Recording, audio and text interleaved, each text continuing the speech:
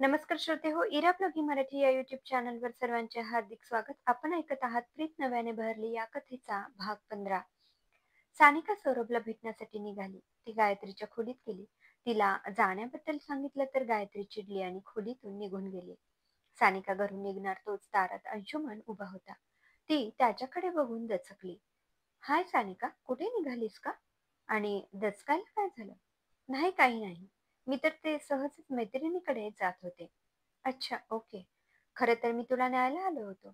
आपल्याला बाहेर जायचंय. तू रेडी आहेसच तर आपण निघूया का? कुठे जायचंय पण? नाही म्हणजे बाबा मला काही बोलले नाही.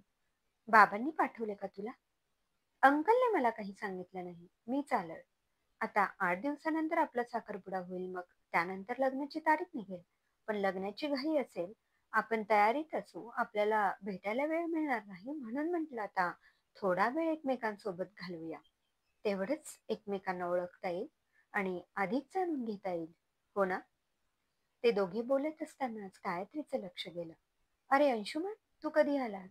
ये ना, आत ये. दारात का उभा आहेस? Hello aunty, how are you? मी मस्त. तू सांग. सानिकाला न्यायला आलो होतो. थोडा बाहेर जाण्याचा प्लॅन होता.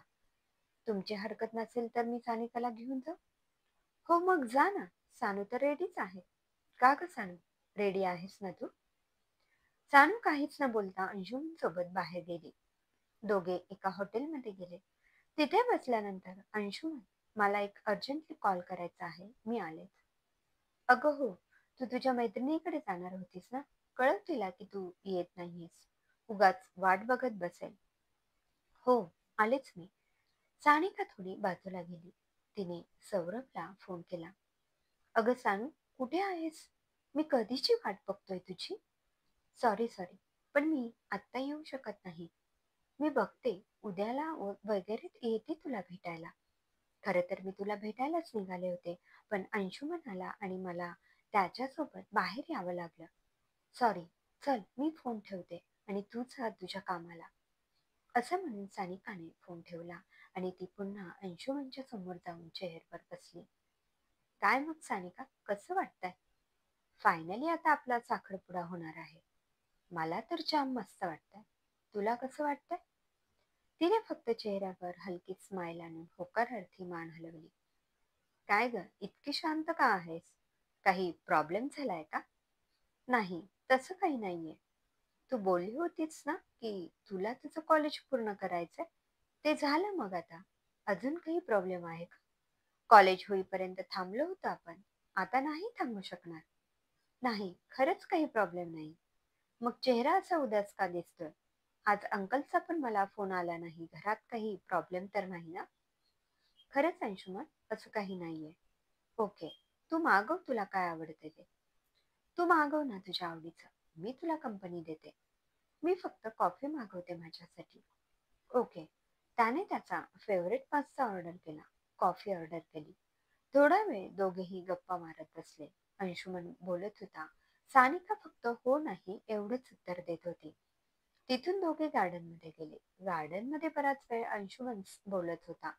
त्याच्या लक्षात आलं की काहीतरी झालंय. सानिका इतकी शांत आहे म्हणजे काहीतरी मेजर आहे हे त्याच्या लक्षात आलं.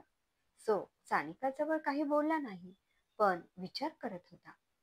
बराच वेळ एकमेकांसोबत वेळ घालवल्यानंतर सानिकाला त्याने घरी सोडलं आणि तो त्याच्या घरी गेला. सानिका घरी आली तेव्हा आजीने तिला विचारलं, काय ग सानिका, सौरभकडे गेली होतीस ना? सांगितलं का त्याला सगळं?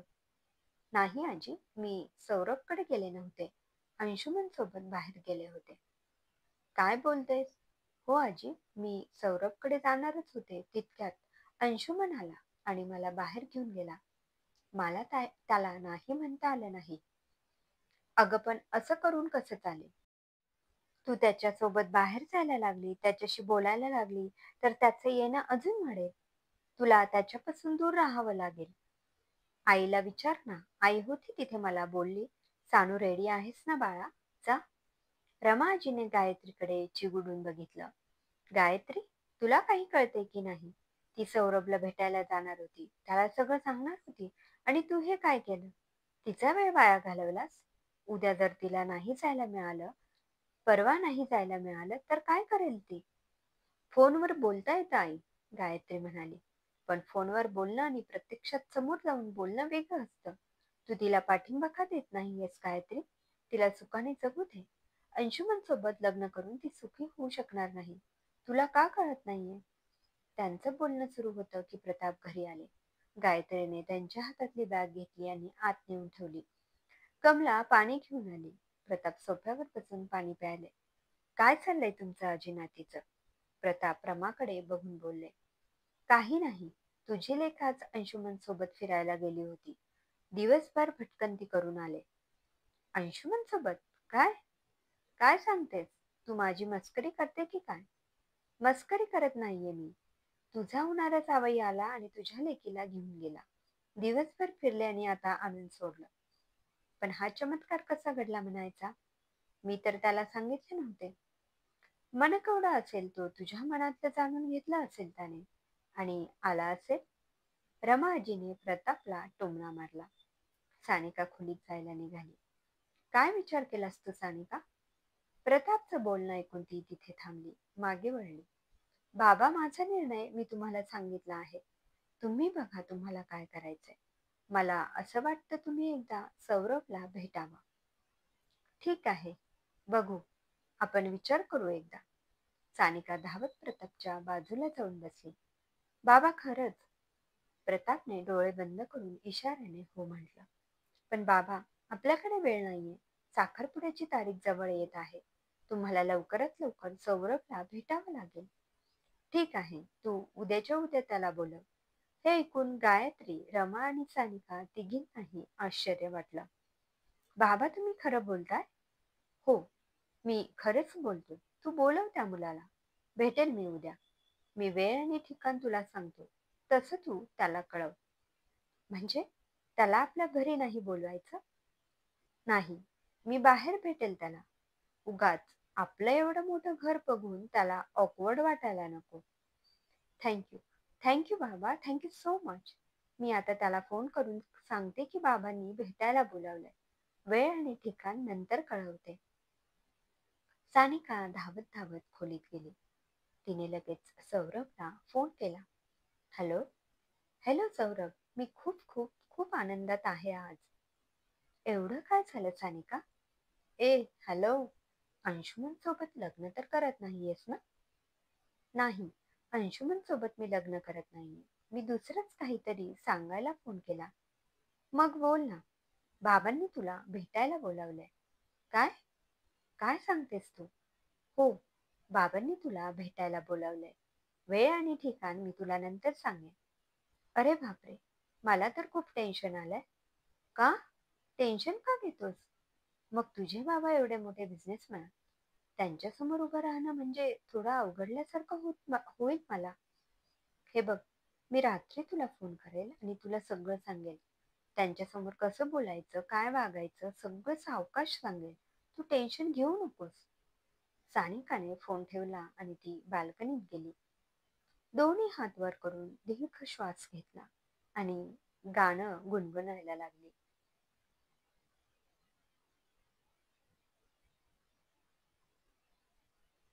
तिच्या खोलीत आर्यन आला. तिला असं गाणं गुणगुणताना बघून त्याने तिला विचारलं, काय सानुदी, बाबांनी परमिशन दिली की काय? किती आनंदी आहेस तू? तिने त्याचे दोन्ही हात पकडले आणि त्याला गोल गोल गोल फिरवू लागली. Aryan, Aryan, I am so happy. Finally बाबा त्याला भेटायला तयार झाले. आणि हा चमत्कार कसा काय घडला ते काही मला माहित नाही. पण बाबा त्याला भेटायला तयार झाले. मग कधी येणार आहे तू घरी? नाही, घरी नाही. बाहेर भेटणार आहे बाबा त्याला. बाबा म्हणाले आपलं एवढं मोठं घर बघून त्याला ऑकवर्ड वाटायला नको. दोघांचेही आनंदी चेहरे उदास झाले. क्रमशः लेखिका ऋतुजा अतुल वैरागटकर. श्रोतेहो, कसा वाटला हा भाग कमेंटमध्ये अवश्य कळवा. पुन्हा भेटूया पुढील भागात. धन्यवाद.